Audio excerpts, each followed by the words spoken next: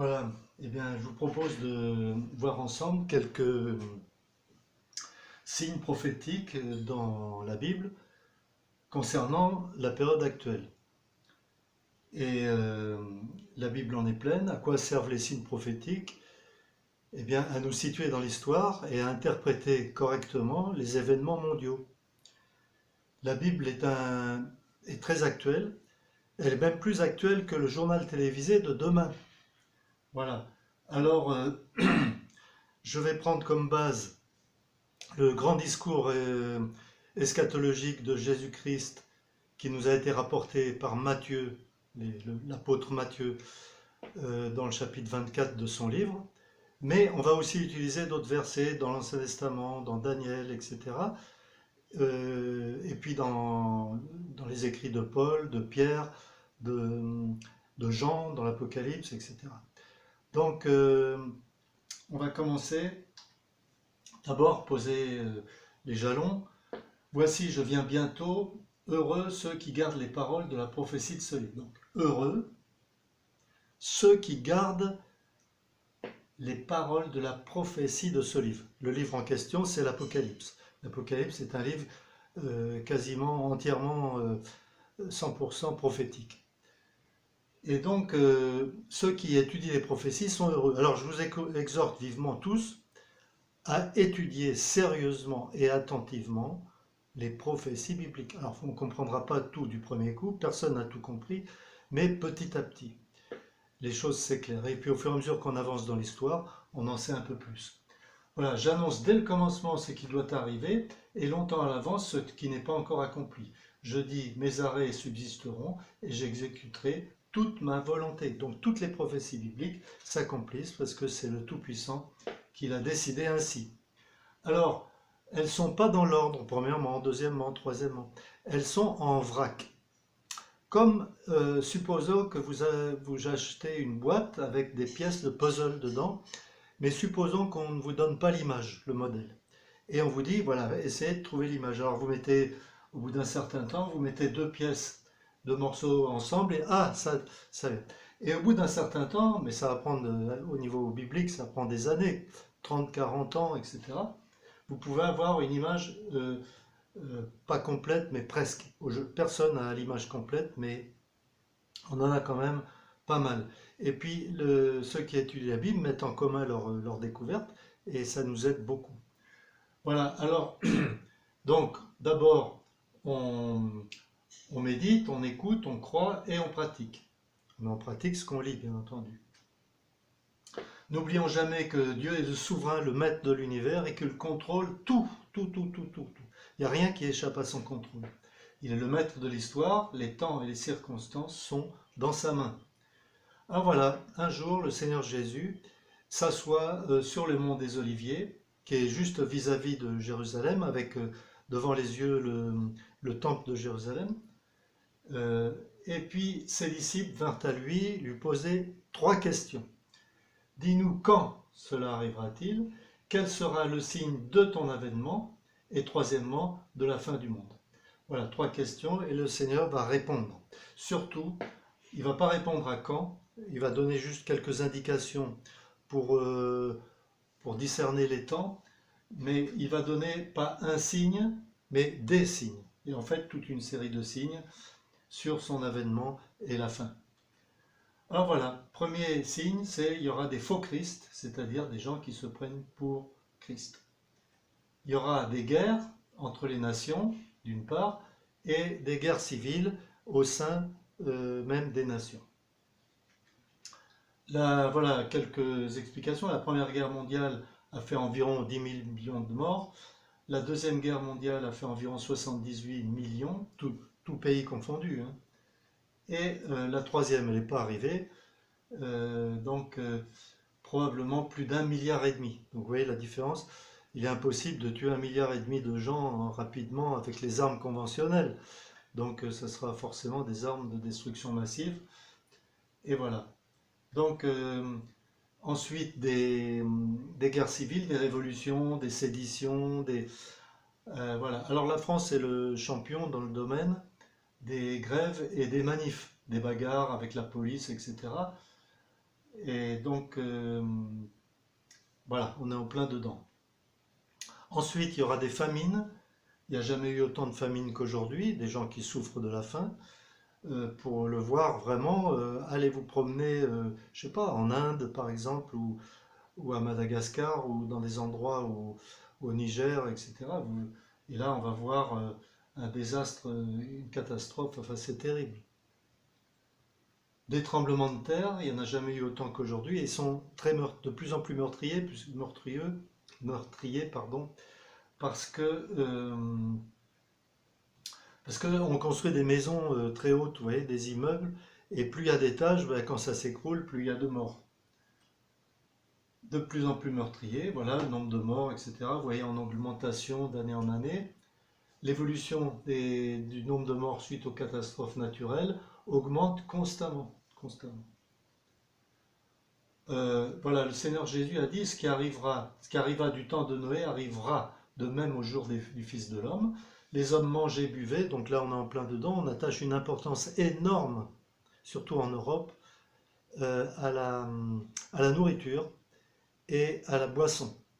Il n'y a qu'à voir dans les rayons de supermarchés, euh, c'est stupéfiant.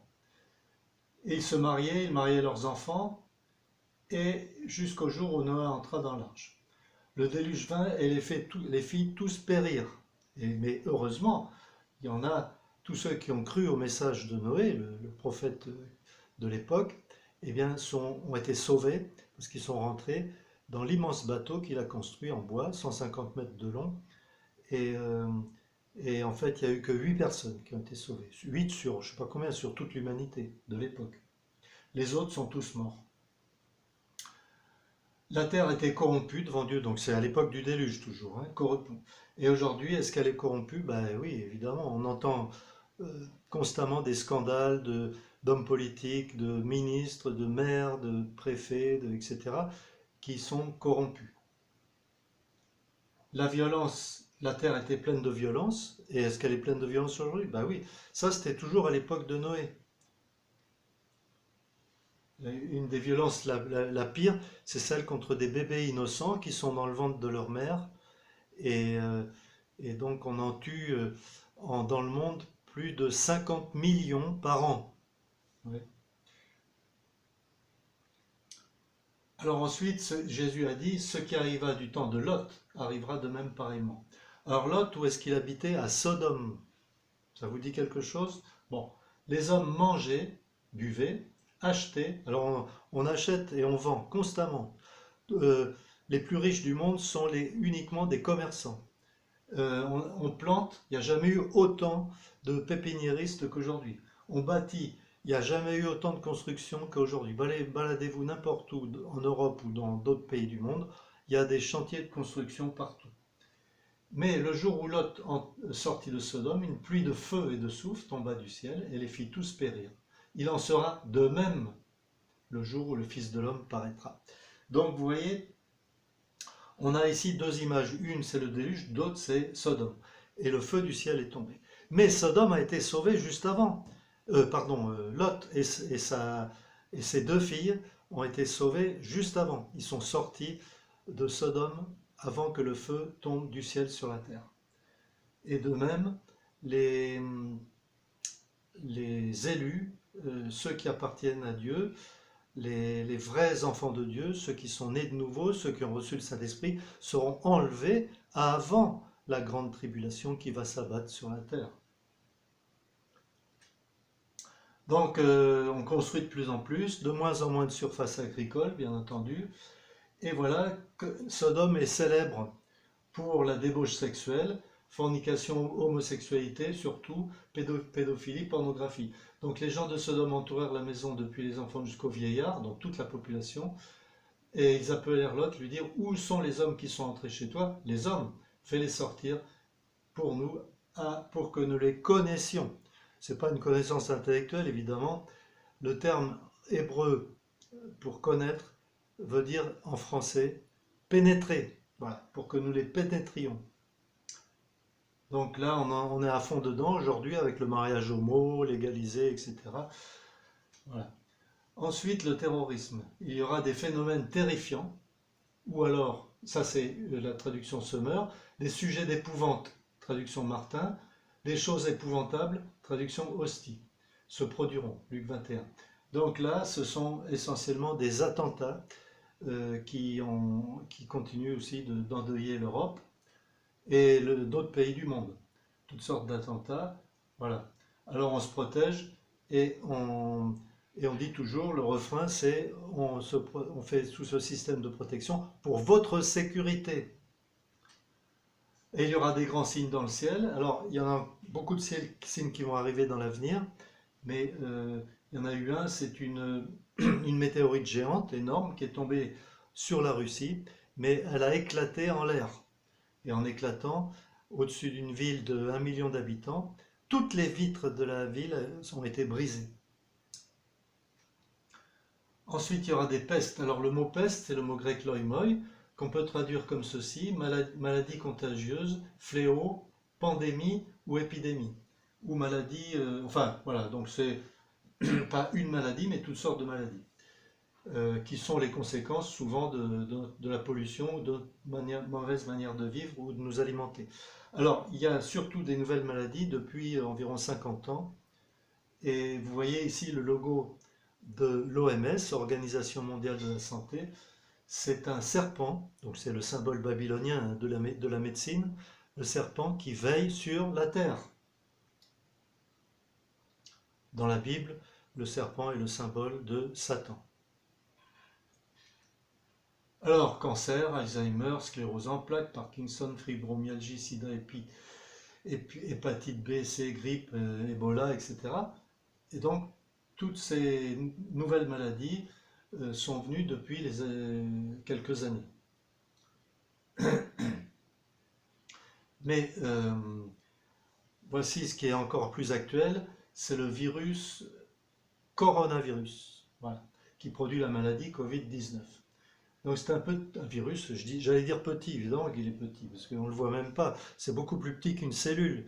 Il est obligé de parasiter une cellule pour pouvoir survivre et faire du mal et se reproduire. Donc il ressemble un peu à une couronne, voilà, c'est pour ça qu'on l'a appelé le virus de la couronne. Et eh bien, après une épidémie comme celle que nous vivons actuellement, eh bien, la logique, c'est qu'il y aura donc beaucoup de violence, mais aussi une crise économique. Ensuite, les sectes, les faux prophètes, l'angoisse, sur la terre, une angoisse des nations qui ne sauront que faire au bruit de la mer et des flots. Donc ça, c'est essentiellement les raz-de-marée, qu'on appelle tsunami aujourd'hui. Corruption morale de la société. Donc ça, vous pouvez vérifier tous ces versets, j'ai mis les références là.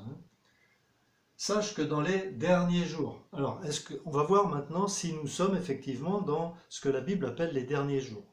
Pas les derniers jours du monde, les derniers jours de la période actuelle que la Bible appelle le temps des nations, le temps de la grâce ou le temps de l'Église, c'est-à-dire la période pendant laquelle le Seigneur bâtit son Église, conformément à sa promesse.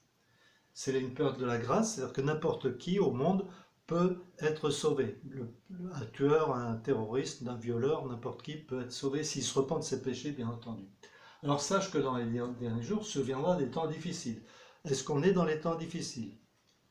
Car les hommes seront égoïstes, amis de l'argent. Amis de l'argent. L'argent, c'est le nerf de la guerre, et on apprend aux enfants à l'école que pour être heureux, il faut en gagner le plus possible. Fanfarons, on se vante, orgueilleux, blasphémateurs, rebelles à leurs parents, ingrats, sacrilèges, insensibles, implacables, calomniateurs, sans frein, cruels, ennemis des gens de bien, traîtres, impulsifs, enflés d'orgueil, aimant leur plaisir plus que Dieu. Bien sûr, le plaisir c'est très important, les vacances, les loisirs, les voyages, enfin tout ça c'est hyper important pour la plupart des gens. Ils garderont la forme extérieure de la piété, c'est-à-dire la religion, ou une croyance en Dieu, une idolâtrie, une superstition, un truc comme ça, mais ils en renieront la puissance, c'est-à-dire qu'ils renieront le vrai Dieu. Les lois il y a constamment des lois iniques qui sont votées.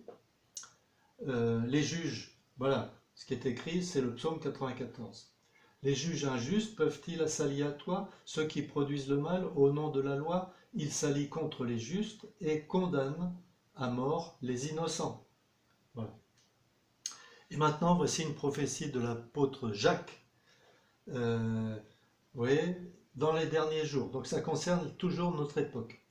À vous maintenant les riches, pleurez gémissez à cause des malheurs qui s'abattront sur vous. Vos richesses sont pourries, vos vêtements sont rongés par la teigne, votre or et votre argent sont rouillés.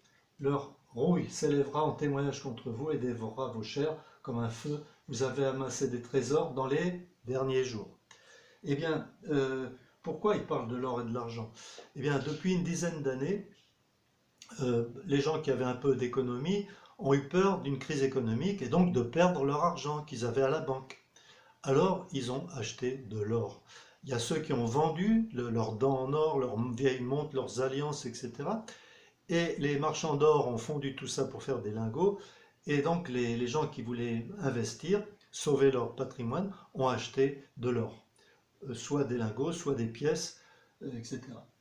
Et quand il n'y a plus d'or, eh bien, on achète de l'argent.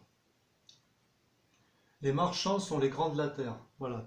Avant, c'était les rois. Et bien aujourd'hui, c'est les marchands. Prenez la liste des milliardaires du monde.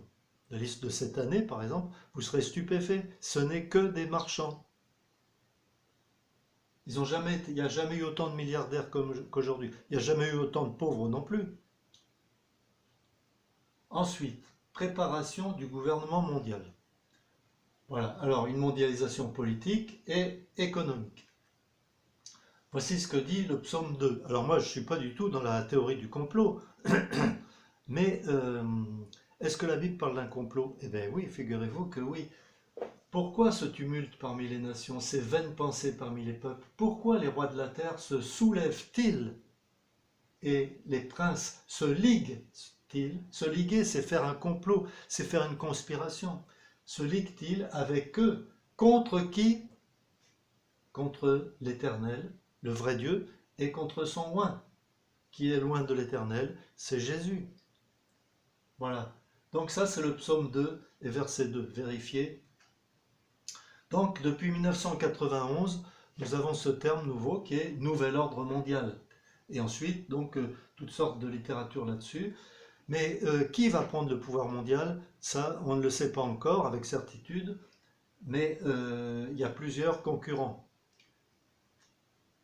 Alors, la situation idéale pour établir une dictature totalitaire mondiale, c'est une crise économique mondiale. Alors, on va prendre comme exemple la crise de 1929. Vous voyez, des enfants qui jouent avec quoi? Avec des liasses de billets de banque qui ne valaient plus rien, c'était juste du papier. Alors, et donc, s'il y a une crise aujourd'hui, la monnaie n'aura plus du tout de valeur, ce sera du papier. Bon pour la poubelle ou pour allumer votre feu si vous voulez. Qui a sauvé l'Allemagne de la crise économique? Eh bien, comme tout le monde le sait, c'est Adolphe. Et Adolphe, c'était quelqu'un de bien, quelqu'un qui avait des bonnes idées, quelqu'un qui a sauvé, qui voulait sauver, enfin qui a promis. Son plan a foiré, heureusement, hein, mais quelqu'un qui a voulu redorer le blason de l'Allemagne, redonner la gloire à l'Allemagne qu'ils avaient perdue en 1918 et donner du travail aux chômeurs, ça il l'a fait. Hein. Par exemple, l'usine Volkswagen, c'est son œuvre. Construire des autoroutes, etc., des usines d'armement. Et on le voit souriant, sympa, avec des enfants, etc. Voilà, donc le gars, sympa. Eh bien, notre première partie s'arrête là, avant de reprendre la deuxième.